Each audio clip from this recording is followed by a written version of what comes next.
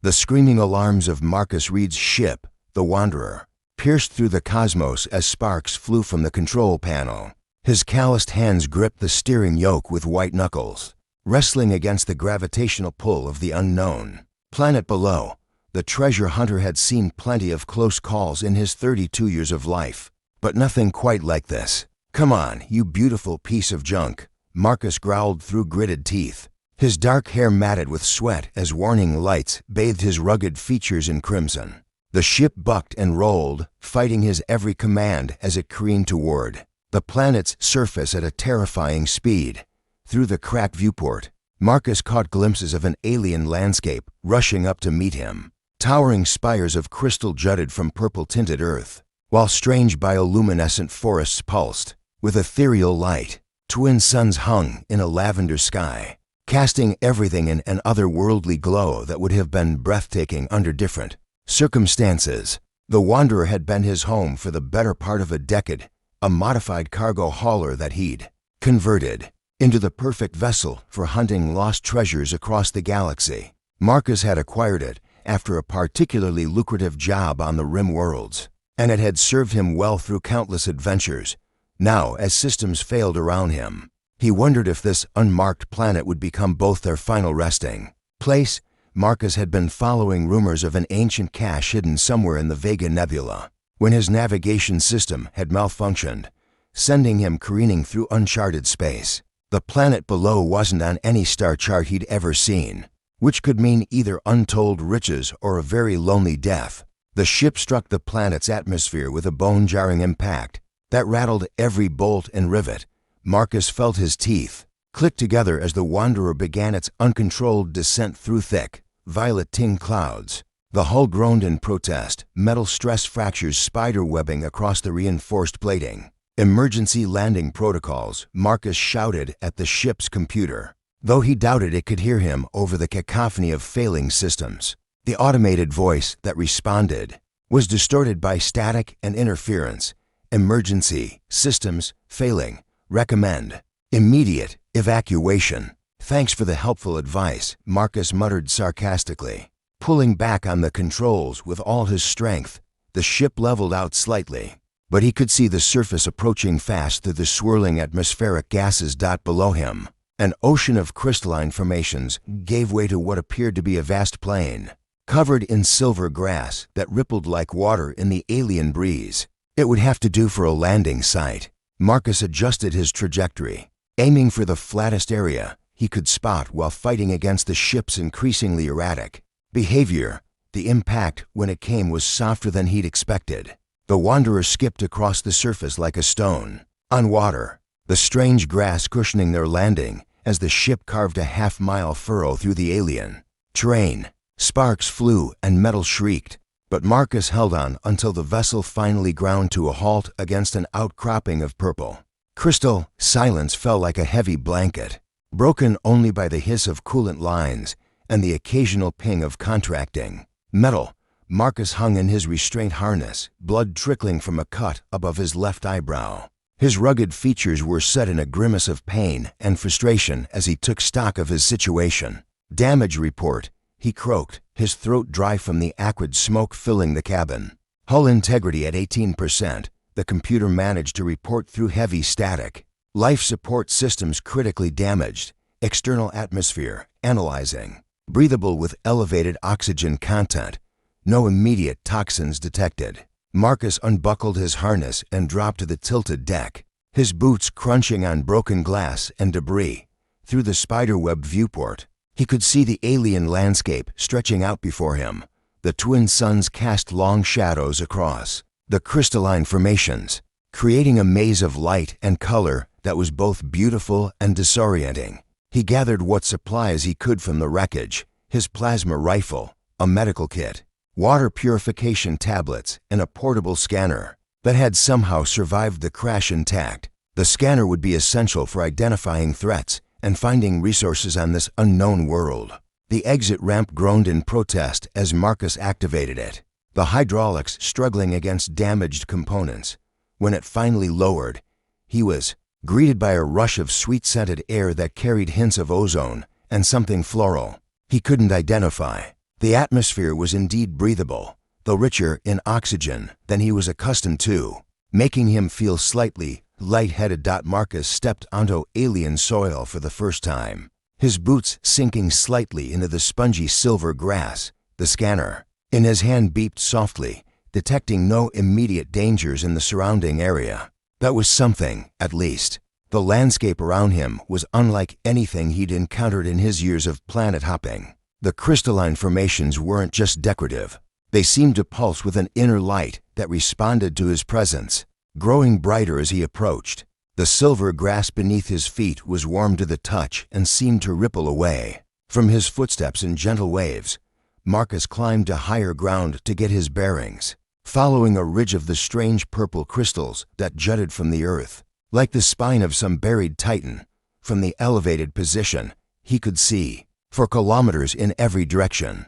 The landscape was a patchwork of crystal forests and silver plains, broken by flowing rivers of what appeared to be liquid light rather than water. It was while scanning the horizon that Marcus first saw her. She stood on a distant crystal outcropping, silhouetted against the twin suns like a vision from a dream. Even at this distance, he could tell she was humanoid but definitely not human.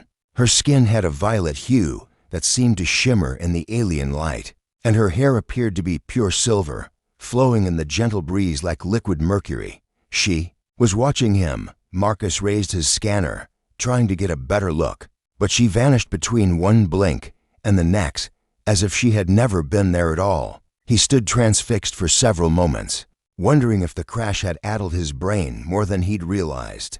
But then he heard it, a sound like distant music, ethereal and haunting, carried on the alien wind. It seemed to be calling to him, drawing him deeper into this strange new world. Marcus shouldered his pack and checked his rifle's charge one more time.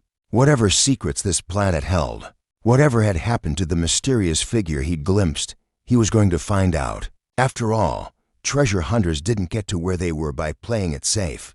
The silver grass whispered beneath his feet as Marcus Reed took his first steps into an adventure that would change his life forever. The screaming alarms of Marcus Reed's ship, the Wanderer, pierced through the cosmos as sparks flew from the control panel. His calloused hands gripped the steering yoke with white knuckles, wrestling against the gravitational pull of the unknown planet below. The treasure hunter had seen plenty of close calls in his 32 years of life, but nothing quite like this. "Come on, you beautiful piece of junk," Marcus growled through gritted teeth. His dark hair matted with sweat as warning lights bathed his rugged features in crimson. The ship bucked and rolled, fighting his every command as it careened toward the planet's surface at a terrifying speed. Through the cracked viewport, Marcus caught glimpses of an alien landscape rushing up to meet him. Towering spires of crystal jutted from purple-tinted earth, while strange bioluminescent forests pulsed with ethereal light. Twin suns hung in a lavender sky, casting everything in an otherworldly glow that would have been breathtaking under different circumstances. The Wanderer had been his home for the better part of a decade, a modified cargo hauler that he'd converted into the perfect vessel for hunting lost treasures across the galaxy. Marcus had acquired it after a particularly lucrative job on the Rim Worlds, and it had served him well through countless adventures. Now, as systems failed around him, he wondered if this unmarked planet would become both their final resting place. Marcus had been following rumors of an ancient cache hidden somewhere in the Vega Nebula when his navigation system had malfunctioned, sending him careening through uncharted space. The planet below wasn't on any star chart he'd ever seen, which could mean either untold riches or a very lonely death. The ship struck the planet's atmosphere with a bone-jarring impact that rattled every bolt and rivet. Marcus felt his teeth click together as the Wanderer began its uncontrolled descent through thick, violet-tinged clouds. The hull groaned in protest, metal stress fractures spider-webbing across the reinforced plating. "Emergency landing protocols," Marcus shouted at the ship's computer, though he doubted it could hear him over the cacophony of failing systems. The automated voice that responded was distorted by static and interference. "Emergency systems failing. Recommend immediate evacuation." "Thanks for the helpful advice," Marcus muttered sarcastically, pulling back on the controls with all his strength. The ship leveled out slightly, but he could see the surface approaching fast through the swirling atmospheric gases. Below him, an ocean of crystalline formations gave way to what appeared to be a vast plain, covered in silver grass that rippled like water in the alien breeze. It would have to do for a landing site. Marcus adjusted his trajectory, aiming for the flattest area he could spot while fighting against the ship's increasingly erratic behavior.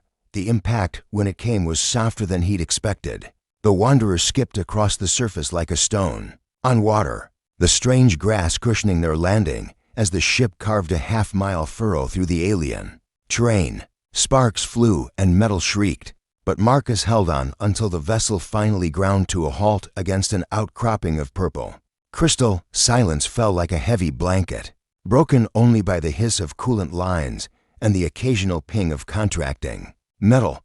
Marcus hung in his restraint harness, blood trickling from a cut above his left eyebrow. His rugged features were set in a grimace of pain and frustration as he took stock of his situation. "Damage report," he croaked, his throat dry from the acrid smoke filling the cabin. "Hull integrity at 18%, the computer managed to report through heavy static. Life support systems critically damaged.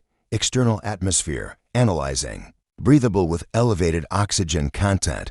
No immediate toxins detected." Marcus unbuckled his harness and dropped to the tilted deck, his boots crunching on broken glass and debris. Through the spiderweb viewport, he could see the alien landscape stretching out before him.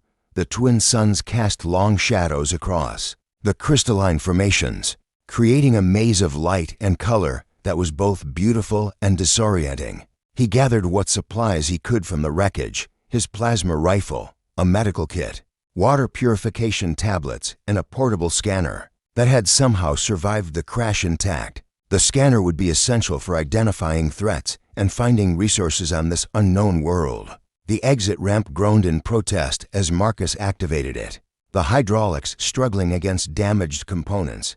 When it finally lowered, he was greeted by a rush of sweet-scented air that carried hints of ozone and something floral he couldn't identify.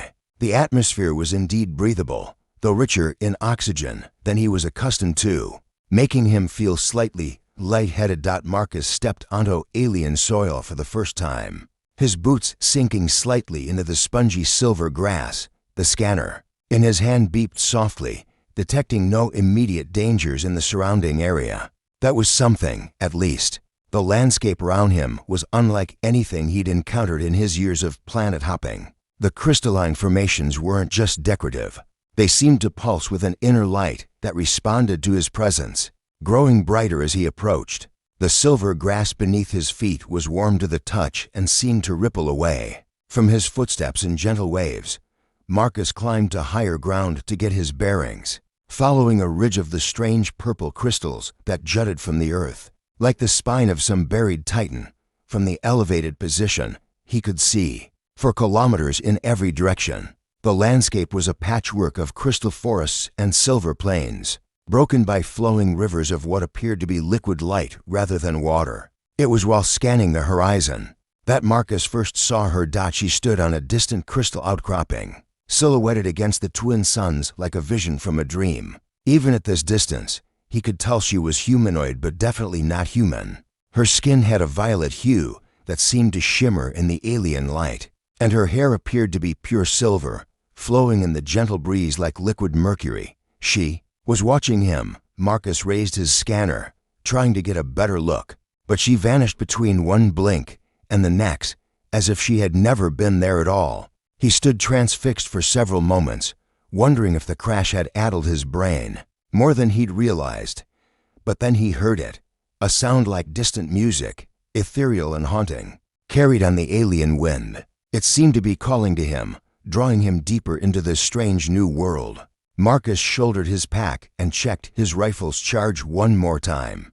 Whatever secrets this planet held, whatever had happened to the mysterious figure he'd glimpsed, he was going to find out. After all, treasure hunters didn't get to where they were by playing it safe. The silver grass whispered beneath his feet as Marcus Reed took his first steps into an adventure that would change his life forever. Marcus had been walking for what felt like hours through the crystalline landscape, when he heard footsteps behind him. His hand instinctively moved to his plasma rifle as he spun around. But what he saw made him freeze in wonder rather than fear. The woman he'd glimpsed from afar stood just 20 meters away, and she was even more breathtaking up close. Her skin was indeed violet, but it seemed to contain galaxies' tiny points of light that shifted and swirled beneath the surface, like living constellations. Her eyes were pools of liquid silver that reflected the twin suns, and her hair flowed around her shoulders like captured starlight. She wore a form-fitting suit that appeared to be made of the same crystalline material as the formations around them, shifting between translucent and opaque as she moved. Every curve of her distinctly feminine form was accentuated by the garment, which seemed to respond to her emotions with subtle color changes. "You are hurt," she said in perfect English, her voice carrying a musical quality that made Marcus's heart skip a beat. She gestured toward the cut on his forehead with slender fingers that ended in what appeared to be small crystalline growths rather than nails. "You speak my language," Marcus managed, his usual confidence somewhat shaken by her ethereal beauty and unexpected appearance. "I speak many languages," she replied, stepping closer with movements that seemed to flow like water. "My name is Zara. Nethys, I have been waiting for you, Marcus Reed." The treasure hunter's eyes widened. "How do you know my name?" "I never, the crystals told me," Zara interrupted, her silver eyes twinkling with something that might have been amusement. "They sing of many things to those who know how to listen. They sang of a human who would fall from the stars, wounded but whole, carrying the key to awakening what has slept for millennia." Marcus glanced around at the pulsing crystalline formations, which seemed to be responding to their conversation with increased luminosity. "The crystals talk. Everything talks, Marcus Reed," Zara said softly, now close enough that he could smell her exotic scent like ozone and night-blooming flowers. "You simply must learn to listen." She reached toward his injured forehead, and Marcus found himself unable to move as her fingertips brushed his skin. The moment she touched him, warmth spread through his body like liquid fire. The cut on his forehead tingled and then went numb, and when she pulled her hand away, he could feel that the wound had completely healed. More than that, he felt energized in a way he hadn't experienced since his youth. "What did you do?" he whispered, reaching up to touch his unmarked skin. "My people have certain abilities," Zara explained, a faint blush of deeper violet coloring her cheeks. "We are connected to the living crystal networks of Ketha. Through them, we can channel healing energies." She paused, studying his face with those mesmerizing silver eyes. "But I have never felt such a strong resonance with an off-worlder before." Marcus felt something electric pass between them, a connection that went beyond mere physical attraction. There was recognition there, as if some part of him had been waiting his entire life to meet this extraordinary woman. "You said you were waiting for me specifically," he said, forcing himself to focus despite the growing attraction he felt. "Why?" Zara's expression grew serious, and she gestured toward a distant mountain range where massive crystalline spires reached toward the sky like the fingers of buried giants. "Because of what lies within the threshold temple. My people have guarded its secrets for 10,000 years, waiting for the one who could awaken it. And you think I'm that person? I know you are," Zara replied with absolute certainty. "The moment your ship entered our atmosphere, every crystal on Ketha began to sing in harmony for the first time in generations. The temple itself lit up like a beacon, calling to you." She held out her hand to him. "Will you come with me, Marcus Reed? Will you help me unlock mysteries that have waited since before your species reached for the stars?" Marcus stared at her outstretched hand, knowing that taking it would irrevocably change his life. He'd spent years hunting for ancient treasures, but he'd never encountered anything like this or anyone like her. The rational part of his mind urged caution, but something deeper, more primal, urged him to trust this beautiful alien woman. "What's in it for me?" he asked, falling back on old habits even as he found himself drawn to her. Zara's lips curved into a smile that made his pulse race.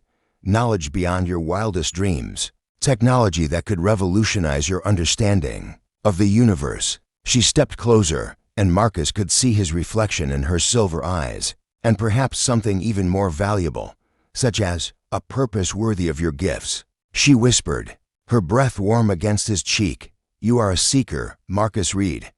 I can see it in your soul. You have spent your life searching for treasures, but what you truly seek is meaning, connection, belonging. Her words hit closer to home than he cared to admit. Marcus had indeed spent years drifting from one job to the next, one planet to another, never quite finding what he was looking for. He told himself he was free, unencumbered, but in quiet moments he wondered if he was just running from something he couldn't name. How can you know that? He asked softly. Because I have been searching for the same thing, Zara replied, placing her palm against his chest, where she touched him. Warmth spread through his body like sunlight. My people are few now, scattered across the galaxy. I am the last guardian of the temple, the final keeper of ancient knowledge.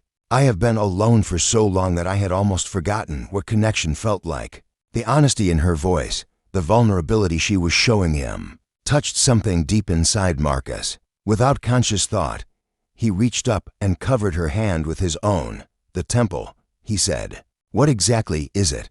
Zara's eyes lit up with excitement and something that looked like relief. A gateway, she breathed. A bridge between worlds, between dimensions, between states of being. The builders called it the threshold because it marks the boundary between what is and what could be. She turned toward the distant mountains, her hands still pressed against his chest. Long ago, when the universe was younger and more malleable, there were beings who could step between realities. As easily as you might walk from one room to another, they built the threshold as a gift to younger species, a way to expand beyond the limitations of single-dimensional existence. And it's been locked all this time, sealed, Zara corrected, waiting for the right combination of genetic markers, mental patterns, and she looked directly into his eyes. Emotional resonance. Marcus felt his heart rate increase. Emotional resonance. The gateway responds to the bond between compatible souls, Zara explained, her voice dropping to barely above a whisper. It requires two beings whose life energies complement each other perfectly, whose hearts beat in synchronization, whose very essence harmonizes. The implication hung in the air between them, charged with possibility and promise. Marcus found himself leaning closer to her, drawn by forces he didn't fully understand, but couldn't resist. And you think I felt it the moment I saw you, Zara admitted, her violet skin flushing deeper with emotion. Your life force calls to mind like a song I've been trying to remember my entire existence. When I healed you, when our energies merged even briefly, I knew with absolute certainty. Marcus swallowed hard, overwhelmed by the intensity of what she was describing and by his own unexpected response to her. This is crazy, he murmured, though he made no move to step away from her. Perhaps, Zara agreed with a smile that lit up her entire face. But sometimes the most beautiful discoveries come from embracing the impossible. She extended her hand to him again, and this time Marcus didn't hesitate. The moment their fingers intertwined, he felt a jolt of connection that went beyond the physical. It was as if missing pieces of himself had suddenly clicked into place. Come, Zara said, her silver eyes sparkling with anticipation. Let me show you wonders that will make your previous treasures seem like children's toys. Hand in hand, they set off toward the distant mountains, leaving Marcus's crashed ship behind. As they walked, the crystals around them pulsed with increasing intensity, as if the planet itself was celebrating their union. Marcus had spent his life hunting for treasure, but he had the distinct feeling that the greatest discovery of his career was just beginning. The journey to the Threshold Temple took them through landscapes that defied everything Marcus thought he knew about planetary geography. They crossed valleys where waterfalls flowed upward, their crystalline streams hanging in the air like liquid, light before dispersing into sparkling mists. They walked through forests of singing crystals that harmonized with their footsteps, creating haunting melodies that seemed to tell the story of Ketha's ancient past. Throughout the journey, Marcus found himself increasingly aware of Zara's presence beside him. Their joined hands had become a constant source of warmth and energy, and he discovered that he could sense her emotions as clearly as his own. When she was excited about showing him something new, he felt her joy like sunshine in his chest. When she grew thoughtful about the responsibilities ahead, He experienced her solemn determination as a steady strength in his bones. "Is this normal?" he asked as they paused to rest beside a pool of luminescent water. "This connection between us?" Zara sat gracefully on a crystal formation that had shaped itself into a natural bench at their approach for my people, emotional. "Bonding is a sacred thing," she explained, her silver eyes reflecting the dancing lights in the water. "We are empathic by nature, able to share feelings and thoughts with those we are close to. But what is happening between us?" she trailed off, searching for words. "It's stronger than normal," Marcus guessed, settling beside her on the crystal seat. "Much stronger," Zara confirmed, turning to face him fully. "The ancient texts speak of a phenomenon called soul resonance, a perfect harmonic match between two beings that occurs perhaps once in 1,000 generations. I had always thought it was metaphor, poetry to describe deep love. But now I can feel your heartbeat as clearly as my own," she whispered, placing her hand over his heart. "I can sense your thoughts hovering at the edges of my consciousness, like whispered secrets. When you smile, joy blooms in my chest like a flower opening to sunlight." Marcus covered her hand with his own, marveling at how right this felt despite its impossibility. "I've never experienced anything like this either," he admitted. "I can feel your excitement about the temple like electricity in my veins. Your happiness makes me feel more alive than I've ever been." Their eyes met and held, the space between them charged with growing attraction and something deeper, a recognition that went beyond the physical or even the emotional to touch the very core of who they were. "The temple will test this bond," Zara said softly. "The ancient records are clear about that. Only souls truly aligned can pass through the threshold together. And if we're not as compatible as we think," Zara's expression grew serious, "then the gateway will remain sealed, and the knowledge within will die with me." She paused, studying his face. "But Marcus, I must tell you something important. Once we begin the activation sequence, there is no going back. The process will forge a permanent bond between us, linking our life forces in ways that transcend physical proximity." Marcus felt a flutter of something that might have been fear, but it was overwhelmed by a deeper certainty that surprised him with its intensity. "You're saying we'd be connected forever, in every sense that matters," Zara confirmed. "Our souls would be entwined across space and time. Even death would not fully separate us." The magnitude of what she was describing should have terrified him. Marcus had spent his entire adult life avoiding exactly this kind of commitment, this kind of vulnerability. Yet as he looked into Zara's luminous eyes, he felt no fear, only a rightness that resonated in his bones. "Then we'd better make sure we're compatible," he said, leaning closer to her. "Marcus," Zara breathed, her voice barely audible. They kissed, with the inevitability of celestial bodies finding their orbit, and the moment their lips touched, the world around them exploded into light. The crystals throughout the entire valley pulsed in perfect synchronization with their heartbeats, creating a symphony of radiance that painted the sky in colors that had no names. When they finally broke apart, both were breathing heavily, their foreheads pressed together as energy continued to arc between them, invisible streams of golden light. "I think," Marcus said hoarsely, "we can safely say we're compatible." Zara's laugh was like music made manifest, and she pulled him to his feet. "Come," she said, her entire being radiating excitement and anticipation. "The temple is just beyond that ridge." The threshold temple was unlike anything Marcus had ever imagined. It wasn't built so much as grown, a massive crystalline structure that seemed to have erupted from the planet's core. Spiraling towers reached toward the sky like frozen waterspouts, their surfaces covered in patterns that shifted and changed as he watched. The entire edifice hummed with barely contained energy, responding to their approach with increasing intensity. "It knows we're here," Zara said unnecessarily, her voice filled with reverence. At the temple's base, they found an entrance that had clearly been sealed for millennia. Massive doors of the same crystalline material blocked their path, covered in symbols that hurt to look at directly. "The activation glyphs," Zara explained, approaching the doors with careful steps. "They can only be read by souls in perfect harmony." As they drew closer, the symbols began to shift and reorganize themselves, transforming from alien script into something Marcus could somehow understand, not with his mind, but with his heart. Unity, he read aloud, his voice echoing strangely in the crystalline space. Harmony, balance, completion, Zara added, her voice blending with his in perfect pitch.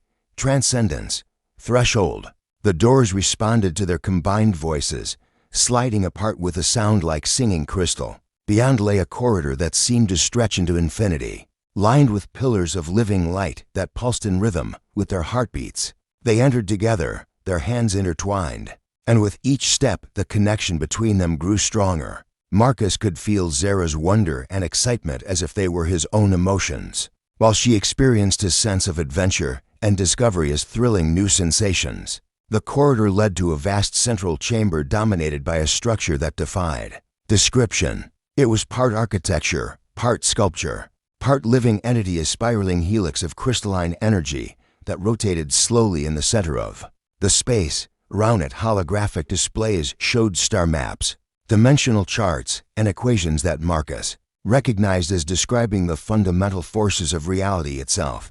The threshold, Zara whispered, her voice filled with awe. The gateway between worlds. As they approached the central structure, it began to respond to their presence, its rotation accelerating as energy discharges danced between the crystalline spirals.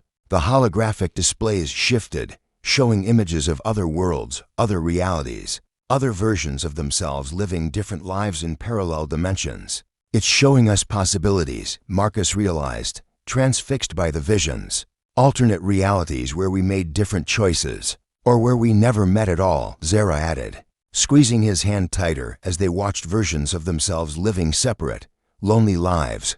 The displays shifted again, showing them images of what their bonded future could hold, traveling between worlds as guardians of the ancient knowledge, helping other species unlock their own potential, becoming something greater than either of them could be alone. The choice is ours, a voice said from everywhere and nowhere, speaking in harmonies that resonated in their joined souls. Will you accept the responsibility of the threshold? Will you become its guardians, its bridge between what is and what could be? Marcus looked at Zara, seeing his own certainty reflected in her silver eyes. They had known each other for less than a day, but their connection transcended time and logic. This felt like destiny, like the culmination of everything they had been searching for.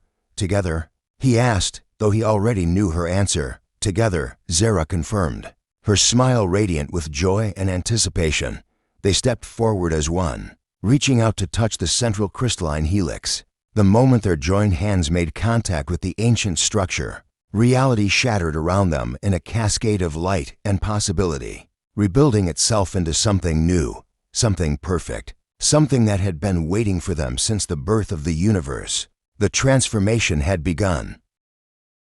The explosion of light from the activated threshold gradually subsided, leaving Marcus and Zara standing transformed in the temple's heart. They could feel the change in every cell of their beings, their life forces now permanently intertwined, their souls sharing a connection that transcended physical reality. Through their bond, they were aware of the gateway's vast network of possibilities stretching across dimensions. But their moment of transcendence was shattered by the harsh sound of energy weapons. Powering up behind them, well, a familiar voice drawled from the temple entrance.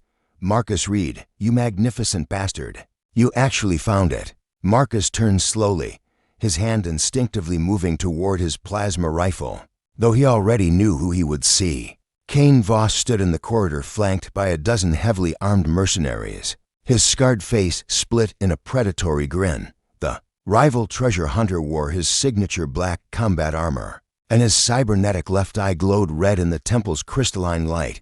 Kane, Marcus said flatly, should have known you'd track me down eventually. Did you really think you could lose me in some backwater nebula? Kane laughed, stepping into the chamber with casual confidence. I've been following your signal since your little navigation malfunction, though I must admit, crash landing on an uncharted world and finding an intact alien temple, that's impressively lucky even for you. Zara pressed closer to Marcus's side, her violet skin paling as she sensed the threat these newcomers represented. Through their bond, Marcus felt her growing fear, not for herself, but for the sacred knowledge they now carried. This is a place of peace, Zara said, her musical voice carrying undertones of authority that made several of the mercenaries shift. Uncomfortably, you bring violence into a sacred space.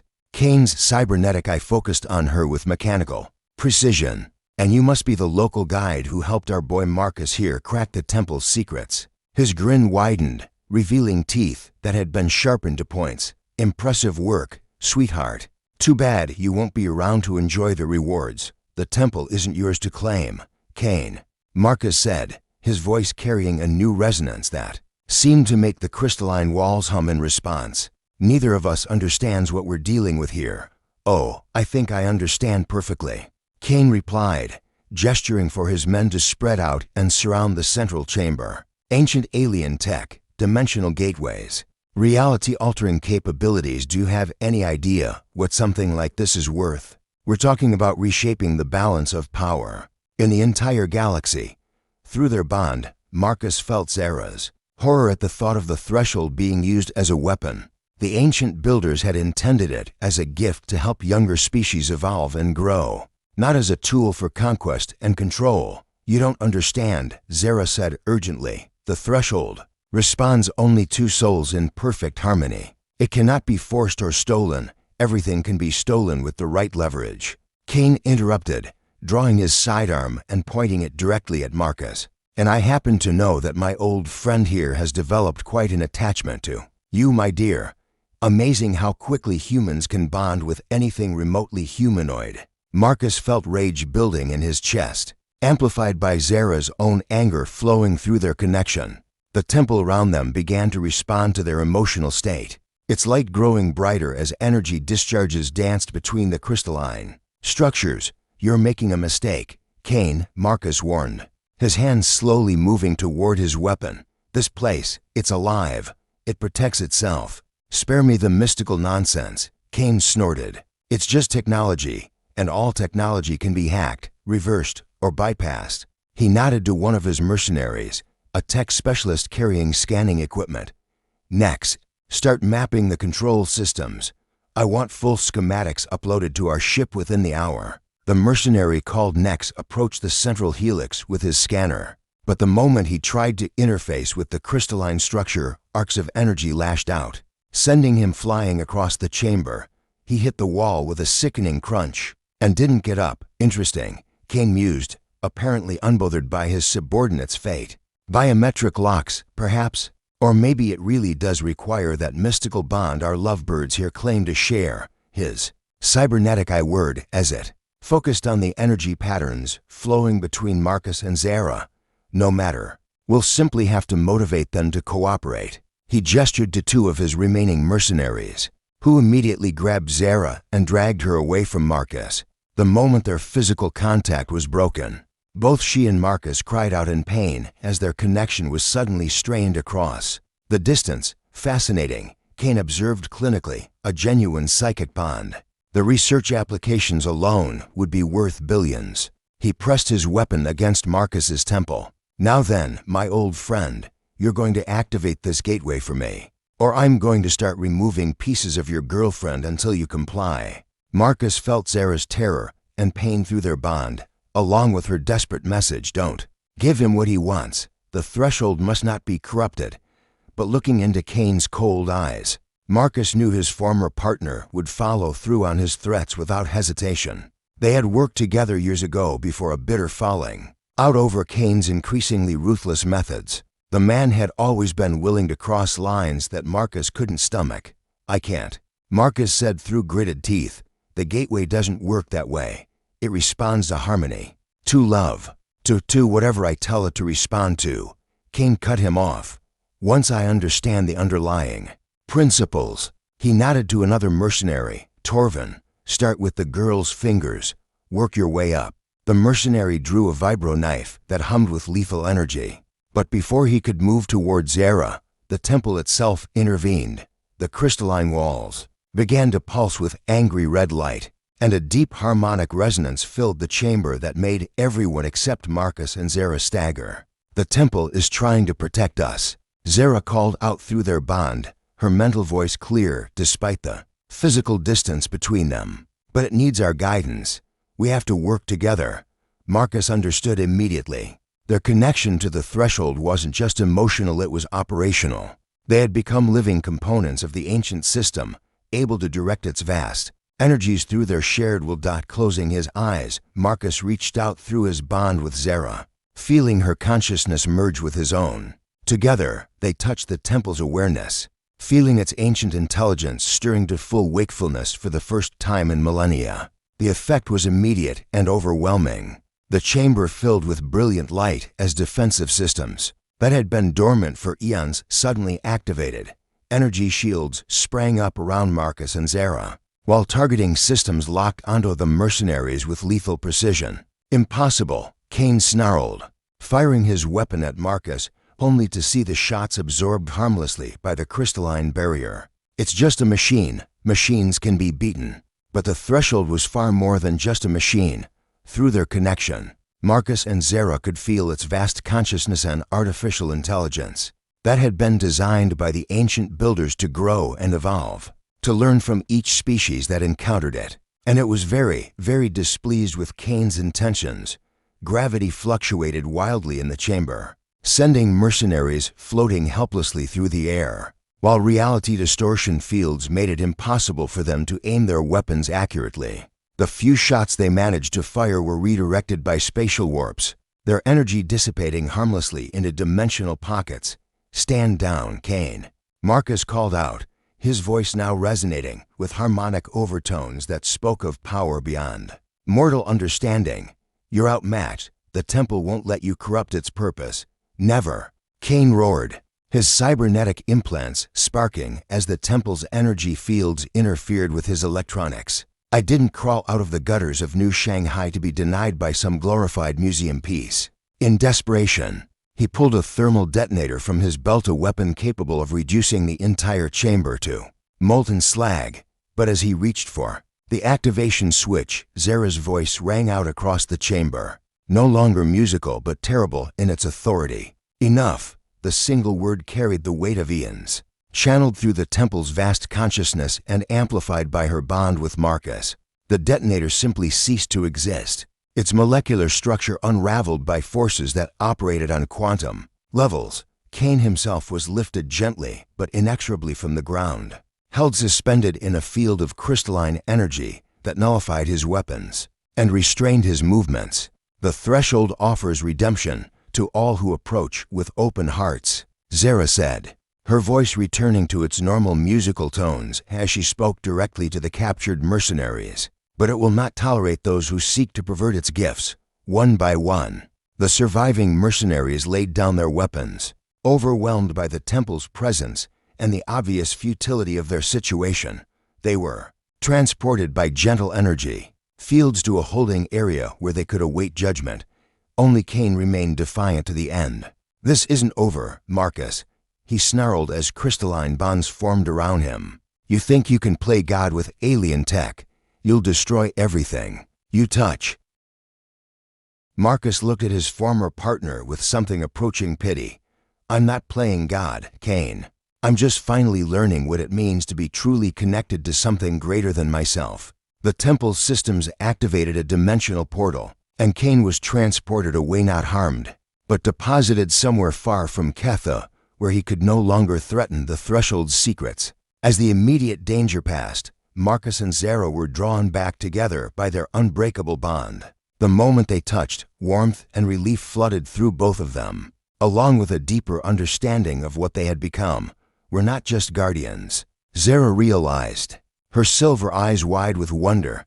We're part of the temple itself now. Its consciousness flows through us. Marcus nodded, feeling the vast network of possibilities that stretched across dimensions, all of them accessible through the threshold.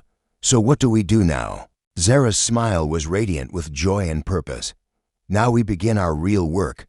There are so many worlds that need help, so many species ready to take the next step in their evolution. The ancient builders left the threshold as a gift. It's time we started sharing it." Together, they turned toward the swirling energies of the dimensional gateway, ready to step into a future neither of them could have imagined alone, but which felt perfectly right when shared between two souls in perfect harmony. 3 months had passed since the confrontation with Cain Voss, and the Threshold Temple had become the center of activity. Unlike anything Ketha had seen in millennia, Marcus and Zara stood on one of the temple's observation platforms, watching as representatives from dozens of species worked together to establish what would become known as the Interdimensional Cooperation Initiative. The transformation in both of them was remarkable. Marcus's once weathered features now carried an inner light that spoke of profound purpose, while Zara's violet skin seemed to pulse with the very life force of the temple itself. Their bond had deepened beyond anything either had thought possible, allowing them to function as a single consciousness when needed while maintaining their individual identities. The Altarians have agreed to share their agricultural techniques with the hegemony worlds, Zara reported, her voice carrying undertones of satisfaction as she reviewed the latest diplomatic progress. And the Crystalline Collective wants to establish a permanent research station here to study dimensional harmonics. Marcus smiled, watching as a group of insectoid engineers worked alongside humanoid scientists to calibrate new portal stabilizers. 6 months ago, I would have thought this was impossible. All these different species working together, sharing knowledge instead of fighting over resources. The threshold makes it possible, Zara replied, moving to stand beside him at the platform's edge. But it takes people like you to make it happen. You have a gift for bringing out the best in others, Marcus. Through their bond, he felt her pride and love flowing toward him like warm sunlight. It still amazed him how complete he felt when connected to her consciousness, as if he had spent his entire life searching for a missing piece of himself, without realizing what was absent. We make it happen, he corrected, taking her hand and feeling the familiar surge of energy that passed between them. Whenever they touched, neither of us could do this alone. Their moment of peaceful observation was interrupted by an urgent chime from the temple's communication system. A holographic display materialized before them, showing the image of Captain Reen Valdris of the Earth Colonial Navy. The stern-faced woman's expression was unusually grave as she spoke. Marcus, Zara, we have a situation developing in the Andromeda Spiral. 3 colony worlds have gone silent in the past week, and our long-range sensors are detecting massive energy signatures moving through that sector. Marcus felt a chill of recognition flow through their bond. Both he and Zara had been experiencing disturbing dreams lately, visions of darkness spreading between the stars, consuming everything in its path. The temple's consciousness had been trying to warn them about something, but the images had been too fragmented to interpret clearly. Show us the sensor data, Zara requested, her musical voice carrying new harmonics that resonated with the temple's systems. Immediately, the holographic display expanded to show a 3-dimensional map of the affected region. What they saw made both Guardians gasp in shock. Spreading outward from the galactic core was a wave of nothingness, not darkness, not destruction, but actual void. Reality itself was being unraveled at the quantum level, leaving behind spaces where existence simply ceased. The Devourers, Zara whispered, her skin paling to a light lavender as ancient racial memories surfaced through the temple's connection. The ultimate predators that the first builders warned about in their deepest archives. Marcus felt his blood run cold as more information flowed through their shared consciousness. The Devourers were beings from outside conventional reality entities that existed in the spaces between dimensions, feeding on the fundamental forces that held the universe together. They had been dormant for eons, but something had awakened them. How long do we have? Marcus asked Captain Valdris, though he already suspected the answer would be inadequate. At current rate of expansion, the void wave will reach inhabited systems within 6 months. The captain replied grimly, our best military analysts estimate it will hit Earth within 2 years. Through the temple's vast consciousness, Marcus and Zara could sense the growing disturbance in the dimensional fabric. The network of reality itself was being systematically consumed, and conventional weapons would be useless against entities that existed partially outside normal spacetime. There's a way, Zara said suddenly, her eyes taking on the distant look that indicated she was accessing the deepest levels of the temple's memory banks. The builders faced this threat before. In the early days of the universe, they developed a countermeasure. What kind of countermeasure? Marcus asked, though part of him already knew the answer would require significant sacrifice. The resonance web, Zara explained, her voice carrying echoes of ancient knowledge. A network of consciousness spanning multiple dimensions powered by souls bonded in perfect harmony. It creates a stabilization field that prevents reality from being unraveled. Marcus understood immediately. It would require guardians at every major dimensional nexus, all of them connected through bonds like ours. Precisely, Zara confirmed. We would need to find compatible pairs across dozens of species, help them forge the same kind of soul-deep connection we share, and establish them as anchoring points throughout the galaxy. Captain Valdris looked confused. Forgive me, but that sounds like a massive undertaking. How could we possibly accomplish something like that in the time we have available? Marcus and Zara exchanged a look that spoke of shared understanding and absolute determination. Through their bond, they could feel the template for success already forming, a plan that would require them to travel across dimensions, seeking out those rare individuals whose souls could resonate in perfect harmony, the same way we accomplished everything else, Marcus said with a confidence that surprised even him. Together, one connection at a time, over the following days, they worked feverishly to prepare for what would become the most important mission in galactic history. The Threshold Temple systems were reconfigured to serve as a communication hub for the resonance web, while teams of volunteers were trained to identify potential soul-bonded pairs among various species. Their first destination was the water world of Oceania, where Marcus and Zara had detected resonance signatures indicating a possible match between a human marine biologist named Dr. Gina Cross and an aquatic native named Tide Singer Coralla. The two species had been struggling to establish meaningful communication for decades, but the Threshold Guardians sensed deeper possibilities. As their dimensional transport materialized on Oceania's floating research platform, Marcus felt a familiar thrill of anticipation mixed with trepidation. They were about to attempt something that had never been done before, artificially facilitating the kind of soul bond that usually occurred once in a millennium. Remember, Zara said as they stepped through the portal, her hand warm in his. We're not forcing anything. We're simply creating the conditions for recognition, for two souls to find each other across the barriers of species and circumstance. Dr. Cross was waiting for them on the platform, a tall woman with sun-bleached hair and eyes the color of deep ocean water. Beside her floated Coralla, a graceful being whose translucent form seemed to shift between liquid and solid states as needed. So you're the dimensional guardians we've heard about, Dr. Cross said, studying them with scientific curiosity. Our government briefings were somewhat unclear about what exactly you do. We help people find connections they didn't know were possible, Marcus replied with a smile. Speaking of which, how long have you been working together? 3 years, Coralla answered, her voice carrying the musical quality